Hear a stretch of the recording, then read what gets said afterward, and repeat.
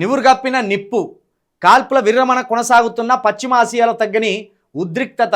Lebanon అంశంలో వీడని చిక్కుముడి దాడులు ఆపితేనే చర్చలన్న ఇరాన్ దూకుడు తగ్గించాలన్న ట్రంప్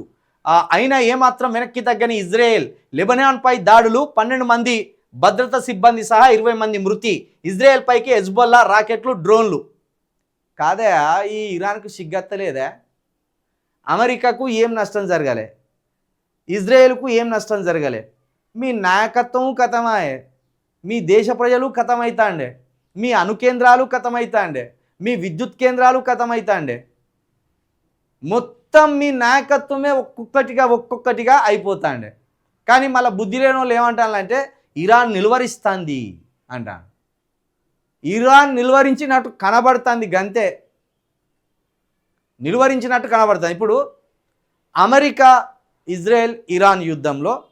అమెరికా నుండి ఎవరన్నా ఒక పెద్ద నాయకుడు చనిపోయిందా ఈ యుద్ధంలో చనిపోలేదు ఇజ్రాయెల్ నుండి ఎవరన్నా ఒక పెద్ద నాయకుడు చనిపోయిందా చనిపోలేదు పోనీ అమెరికాలో ఏదైనా విలువైన టవర్సు ఈ యుద్ధంలో ఆ దాడుల్లో కోల్పోయేలా పోలేదు ఇజ్రాయెల్లో ఏమన్నా అట్లా పెద్ద భవనాలు చారిత్రాత్మక ప్రాంతాల్లో నేలమట్టమైనయా కాలేదు కానీ ఇరాన్లో అణు విద్యుత్ కేంద్రాలు చమురు కేంద్రాలు పిట్టల్లాగా మనుషులు రాలిపోయిన్లు వాళ్ళ నాయకత్వమే బూడిద పాలైంది ఇన్ని జరుగుతున్న మునిపట్టుకు పోయి ఇరానోడు లెబనాన్ కోసం ఆలోచిస్తాడు నీ దేశ ప్రజలను కాపాడుకోరా అయ్యా అంటే లెబనాన్ కోసం ఎందుకు ఆలోచిస్తున్నావు లెబనాన్ చేసిన పాపాలకు లెబనాను అనుభవిస్తుంది నీ పాపాలకు నువ్వు అనుభవించినవు ఖమేనీ చేసిన పాపాలకు ఖమేనీ చేసిన ద్రోహాలకు అక్కడ ప్రజలు వాళ్ళ స్వేచ్ఛను హరించినందుకు ఆయనకు దేవుడు చేయవలసిన శాస్తి చేసిండు కాబట్టి ఇప్పుడు ఈ లెబనాన్ అనే దానికోసము ఇరాన్ ముంజిపట్టుబడితే ఆ ట్రంప్కు కావచ్చు ఇజ్రాయెల్ కావచ్చు నిర్దాక్షిణంగా లేపిపారెత్తారు వాళ్ళు అంతా ముంజిపట్టుదలతోటే ఉన్నారు ఇప్పుడు తాడో పేడో తేలవాలని వాళ్ళకి ఆర్థిక నష్టం జరిగితే జరగవచ్చు కొంత ప్రజాస్వామ్యవాదులు అనేటోళ్ళు కొంత విశ్లేషకులు అనేటోళ్ళు నేను చూస్తాను ఇరాన్ ఎంత పెద్ద ఫైటింగ్ చేస్తాను ఇరాన్ అన్న చేసినట్టు కనబడుతుంది ఇక ఇరాన్ దగ్గర ఆయుధ సంపత్తి కూడా తగ్గింది ఇంకోటి అమెరికా ఓన్లీ ఇరాన్ మీదనే దాడి చేస్తాను ఇజ్రాయేల్ ఓన్లీ ఇరాన్ మీదనే దాడి చేస్తాను కానీ ఇరాన్ చేసే తప్పేంది తెలుసా అన్ని దేశాలను గెలికిపెట్టింది ఆఖరికి ముస్లిం దేశాలను కూడా గెలికింది ఇప్పుడు గల్ఫ్ దేశాలన్నీ ముస్లిం దేశాలే కదా ఖతర్ కావచ్చు దుబాయ్ కావచ్చు అబుదాబి కావచ్చు ఇవన్నీ ముస్లిం దేశాలే కదా వాళ్ళ మీద కూడా దాడులు చేసింది ఇరాన్ మరి అది ముస్లిం దేశమే ఇది ముస్లిం దేశమే మరి గల్ఫ్ దేశాల మీద ఎందుకు దాడులకు పాల్పడ్డది అంటే వీళ్ళు ఇప్పుడు ముస్లింలకు కూడా ముస్లిం దేశాలకు కూడా ఇరాను శత్రుత్వ దేశంగానే మారిపోయింది ఇక్కడ కూడా కనీసం వ్యూహాత్మకంగా ఆలోచించకుండా దెబ్బతిన్నది ఇరాన్ కాబట్టి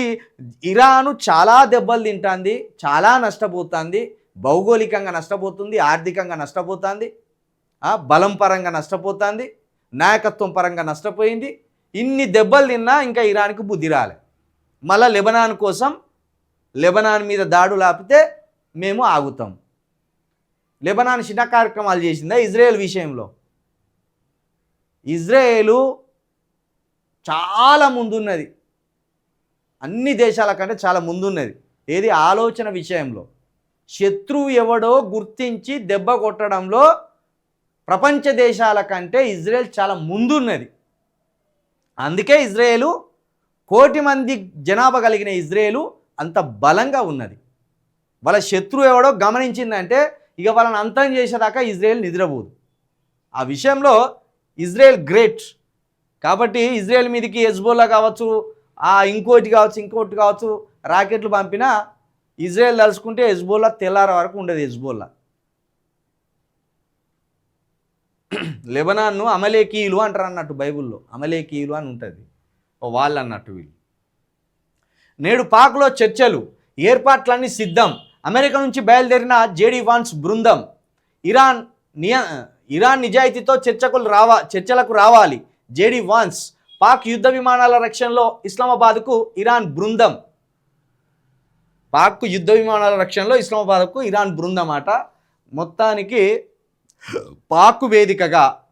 వేదికగా ఈ చర్చలు జరగబోతున్నాయి. మరి ఈ చర్చలు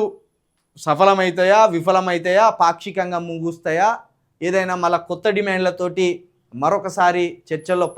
పాల్గొనబోతారా అనేది చూడాలి. మొత్తానికి ఇరాన్ అయితే నిజాయితీతోటి చర్చలకు రావాలని అమెరికా ఉపాధ్యక్షుడు జేడీ వాన్స్ ఓ ప్రకటన కూడా చేసినట్టు ఇక్కడ మనకు కనబడుతుంది.